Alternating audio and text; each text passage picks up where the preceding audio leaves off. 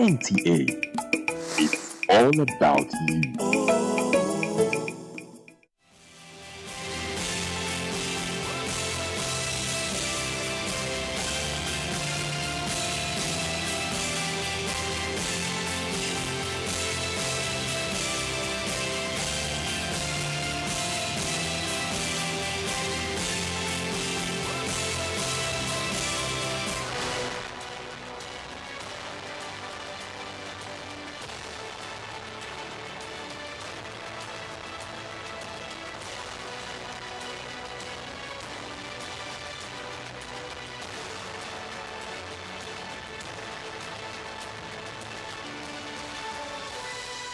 NTA International News.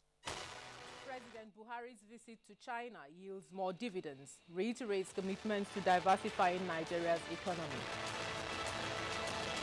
Federal High Court Abuja dismisses case filed by Senate President Bukola Saraki seeking to stop his trial. ECOWAS Parliament hinges on its 7-point strategic plan to enhance socio-economic and political integration of the sub-region.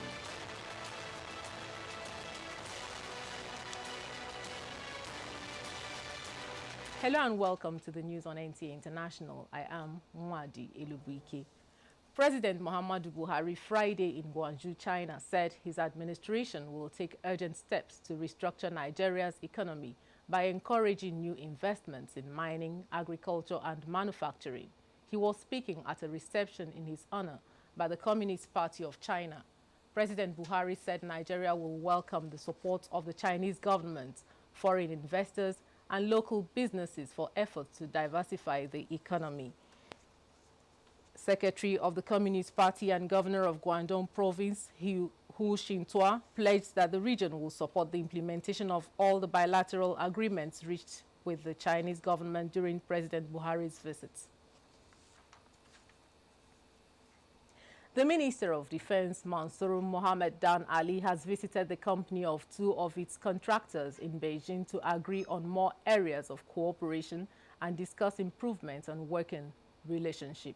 The minister said he needs to take advantage of President Buhari's presence in China and renewed friendship with the Chinese government to improve the welfare of the Nigerian military and defense corps. Julieta Aino reports. While Nigerians in Beijing saw President Muhammadu Buhari off to visit industrial concerns in Shanghai and Guangzhou, Minister of Defense Mansour Mohammed Dan Ali stayed back in Beijing with the permission of Mr. President to meet two of the ministry's defense contractors and sort out issues in their cooperation. Guided by a memorandum of understanding, the Ministry of Defense and China Poly Group go way back. We have earlier drawn a memorandum of understanding which include the production line of 7.62 ammunition, and we are increasing the production from 2 million that were earlier projected to about 20 million due to the needs, the current need of our armed forces and security agencies in Nigeria. China Poly Group Corporation is a state-owned enterprise operating with the approval of the State Council and the Central Military Commission of China. The Minister of Defense is looking to explore more areas of cooperation other than training of Nigerian military and equipment manufacturing. They have also, with over 30 years history and strong reputation in international defense cooperation, they manufacture all range of army, defense, navy, air force, police and anti-terrorism equipments. They're quite satisfied with our equipment, our technology and our people especially, and also of course after sales service. We still think for both sides there's something we need some kind of improvement to our the product's reliability. The Minister of Defense also held a meeting with the management of China Shipbuilding Industry Corporation, CSIC, represented by the Vice General Manager Xiao Kaowen, to resolve the issue with Nigeria's second offshore patrol vessel they are building for Nigeria and agree on a timeline of delivery to the country. From Beijing, China, Julieta Aino, NTA News. The federal government has organized an event to commemorate the second year of the abduction of over 200 secondary school girls in Chibok. Correspondent Ismail Musa reports that the Minister of Environment, Amina Mohammed, led the federal government delegation to the event. This is where it all started, the Government Girls Secondary School, Chibok, where over 200 school girls were abducted. Yes, it is now 2 years since the abduction of the second school girls. But to the parents, it is like yesterday. The event, the Minister of Environment noted, is not an avenue to trade blames and speeches, but a platform to console the parents and people of Chibok. We had prayed that we would bring good news, but the only news that we can bring is our continued commitment and promise to bring back those daughters. People should rally around to support us, work collectively towards getting back the Chibok girls without sensationalizing the tragedy that has befallen us. To the federal government, there is hope for the rescue and recovery of the girls. The commitment and vigorous search for the missing girls must continue. The government is doing everything, and we appreciate the fact that this government even accepts the fact that 219 girls are missing. While commending the federal government for the official event to mark the day, they however called for the immediate release of the findings of a presidential committee set up in 2014 by the then federal government. The recent video released by Boko Haram and series of revelations at the event rekindled the hope and quest for the recovery of the missing girls. To put more effort to find some help from neighboring countries. We believe, we saw in the video with our eye, they were still alive. So far since they are still alive, let them do something to rescue these girls. From Chibok in Borno State, Ismail Musa, NTA News. The new theater commander, Operation Lafia Dole, Major General Leo Irabo, was in Yobe State to hold discussions with stakeholders on the possibility of reopening the Damaturu-Buniyadi-Biu road.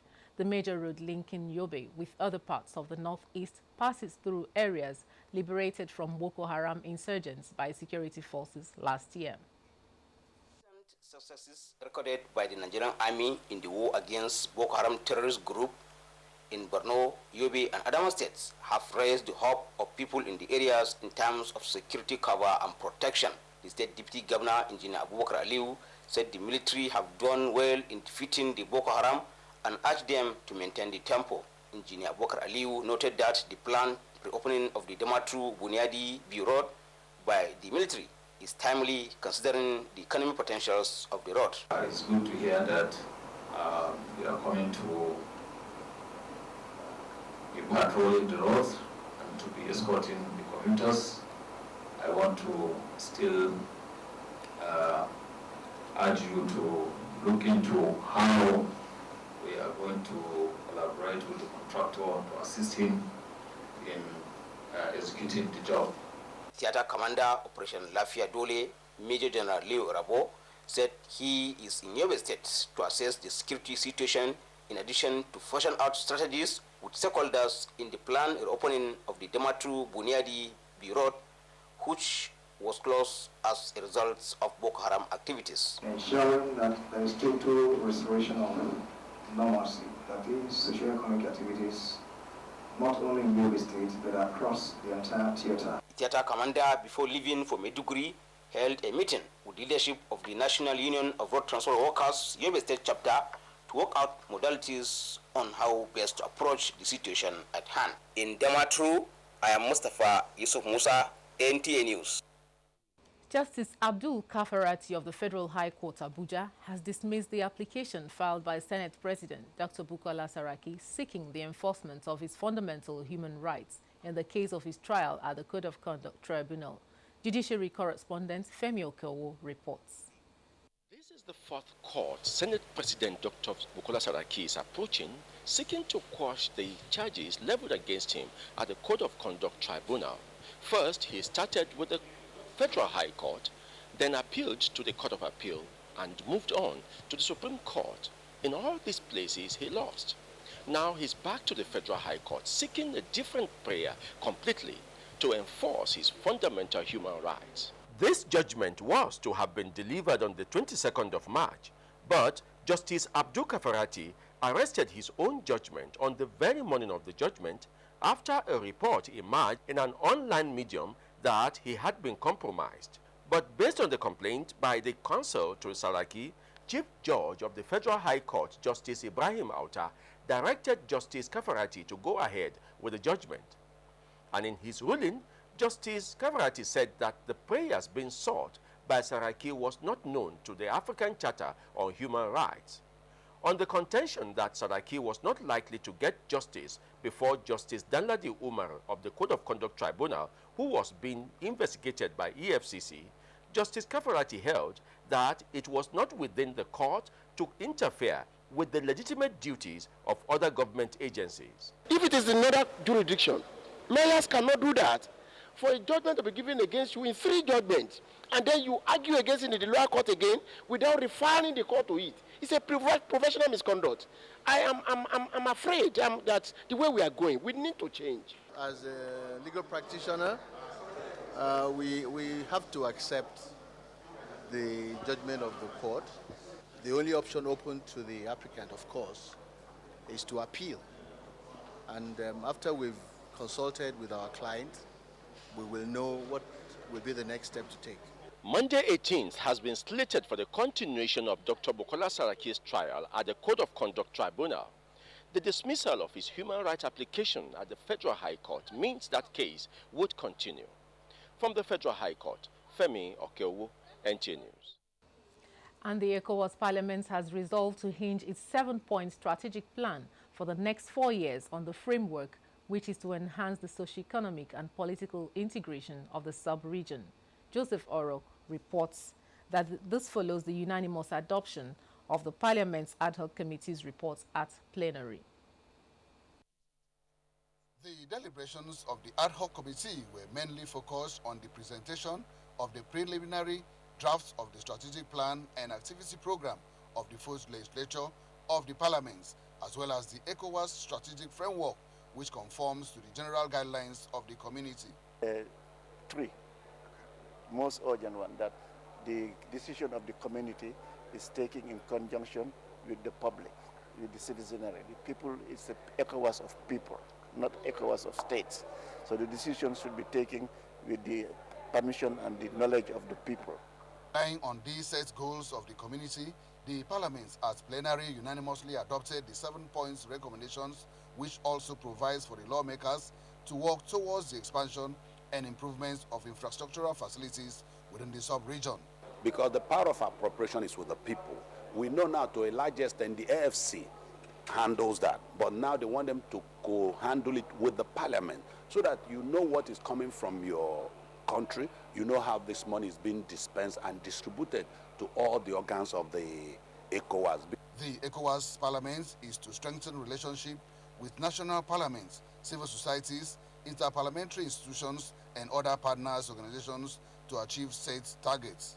In Abuja, Joseph Oro, NTA. Reducing the high cost of providing specialized and individualized care for children with special needs, experts say, require attitudinal change and government intervention. This formed part of discussions on Friday edition of NTA's News and Current Affairs program, Good Morning Nigeria, which focused on caring for children with special needs. Amina Nujim monitored the program. For this set of children, fitting into society requires a multidisciplinary action, which includes early medical, academic and social intervention, the cost of which experts confirm could cost 10 times what it takes to train a normal child. It's very difficult for parents. At our center, we have 35 children, well, students. We have from the age of 3 to our eldest is over 30. And of the 35, only 13 are paying the full fees we charge. We found out that there are situations that these children, they are abandoned in schools. And no parents will be able to afford either the professional fees that those professionals charge. There are cases of societal discrimination and obvious lack of informed perception by the public of these unique children. The guests say government should establish and subsidize training and healthcare for these persons. They also suggest the creation of a legal framework in addition to aggressive awareness campaign for empathy rather than apathy. Even speech therapy, if you ask in Federal Republic of Nigeria where training for speech and language pathology is taking place, that we produce personnel for this, I'm not too sure we'll get the answer. If we don't have the right structures on ground, it will be difficult for these families that have these children to get them fully integrated into the society. The discussants called on Nigerians to embrace research by advanced nations to help understand and care for children with special needs, as this will eliminate myths around them which suppose that they cannot be useful to themselves or society. In Abuja, Amina Nujain, NTA News.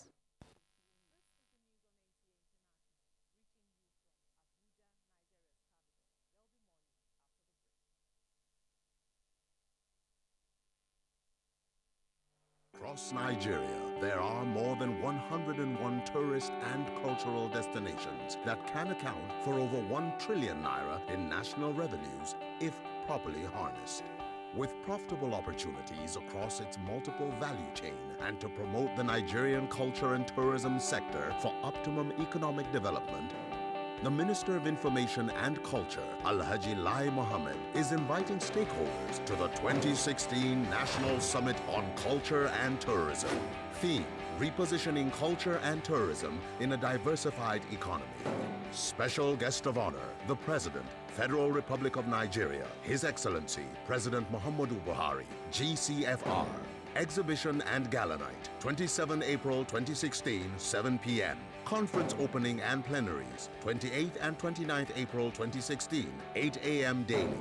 Venue, Congress Hall, Transcorp Hilton, Abuja. Signed, Permanent Secretary, Ministry of Information and Culture. You are watching NTA, Nigerian Television Authority. For more information and news updates, visit our website at www.nta.ng, or you can follow us on Twitter at NTA News Now, or you can like us on Facebook at NTA Network News. Stay connected on our YouTube channel at www.youtube.com/NTA News Online. Watch our live stream at www.nta.ng/live. NTA, you can't beat the rich. Thanks for staying with us. The World Bank President Jim Yong Kim says about 700 million people still live in extreme poverty globally and encouraged African nations to fast-track efforts towards regional integration for an economy that could address her challenges. Finance and economy correspondent Cliff Ayoze reports that the World Bank President stated this in Washington, D.C., while reviewing the global economy. The World Bank, unlike the International Monetary Fund, just downgraded global growth economic forecast for 2016 to 2.5% from 2.9%, attributed to global economic slowdown. The bank says apart from the United States among developed economies and India among middle-income countries, others are projected to post negative growth. As a result, the bank will provide $25 billion in loans to middle-income nations in 2016, as the World Bank lending will top $150 billion in the last 4 years. On Africa, the World Bank expressed the need for African nations to do more business among themselves and work seriously towards regional integration for a more resilient economy. Trade is extremely important for ending poverty. We're very concerned about the low growth in trade over the last 5 years. We would like to see trade boosted, and we especially think that reducing trade barriers in Africa will have a very positive impact. With low turns in commodity prices, Mr. Yong Kim expressed the need to explore other options at enhancing national revenues, like tax reforms, in order to meet critical demands. The World Bank Group president says the bank is working with developing nations to check illicit financial flows and will soon come up with an anti-laundering policy in view of the Panama Papers leaks. From Washington, D.C., Cliff Ayoze, NTA News. And for some other developments in the finance sector, let's join Chiazalam Ekie. Welcome to Business News. We'll start by informing you that ship traffic in Nigeria's busiest ports has risen by 79.1% in the last 10 years. This is according to the Nigerian Ports Authority. Prior to the concession, the day-to-day running of the nation's seaports was characterized by inefficiency, but there has been tremendous improvements lately. In the meantime, a development economist, Sojia Pampa, has urged the government to beam its searchlight in the forest market to ensure more transparency and accountability, owing to the current economic reality. From the time that the oil price crashed, from the time it resulted into a squeezing of availability of forex and even local currency, you go to what has happened on forex and you wonder how independent. When you say you've stopped licensing bureaus de change and all of a sudden we see some new ones are being licensed, then you say they're the ones round tripping it. Who scrapped the transparent process for giving out forex? Who replaced it with discretion? And the Zambian's currency, the kwacha, is now the world's best performing currency of 2016, outshining gold, silver, and 150 other currencies in the world. In 2015, the kwacha was labeled one of the worst performing currencies. And finally, a quick look at some commodity prices and closing figures on the floor of the Nigerian Stock Exchange.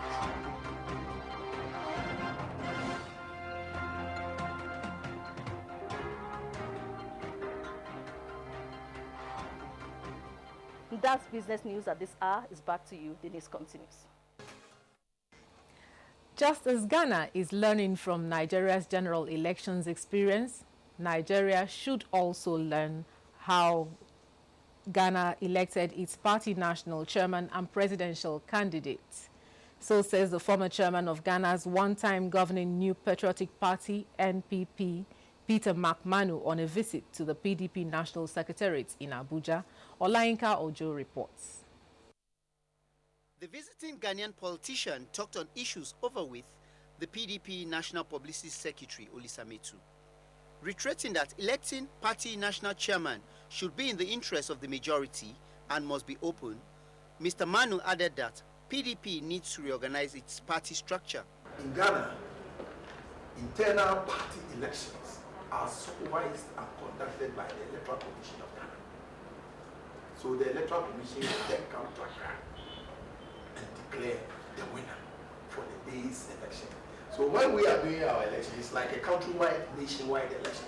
Pointing out that PDP at present is working on reforming the party, Olisa Metu added that the party is ready to open its internal democratic space. We are going to change our system to be that the presidential candidate will be voted for by all party members in the country, and it will be done at the ward level. So it will not be a national convention that will elect the presidential candidate.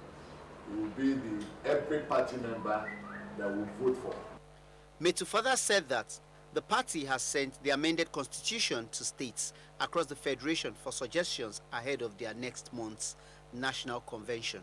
In Abuja, Olayinka Ojo, NTA News.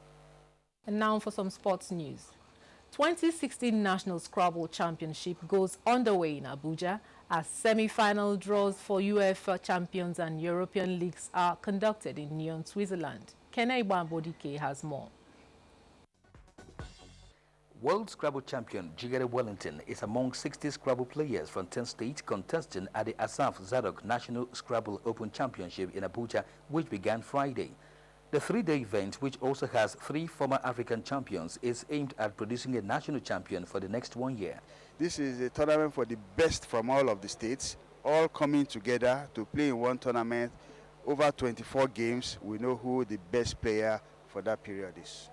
Tennis courts at the Package B Abuja National Stadium are wearing new looks as the second edition of the Tombim Open Championship serves off Saturday. Organizers say 6 courts and 2 training courts are now ready according to the International Tennis Federation specification. 23 players will slug it out in the qualifiers, while 20 players are for main draw. Helping to restructure Nigerian tennis to take it to international standard, because this is an international competition by all definition. A novelty football match as part of activities marking the 52nd anniversary and reunion of the Nigerian Air Force took place at the Tafawa Balewa Stadium, Bauchi, with the Chief of Air Staff team defeating Bauchi State Executive Council team 5-0. Mahmoud Ibn Mohammed reports that the tug-of-war competition was won by the regimental sergeant majors against the air warrant officers. So all these programs are geared towards developing our stamina, developing our capacity. Following the draw prospects for Nigeria and some world cities.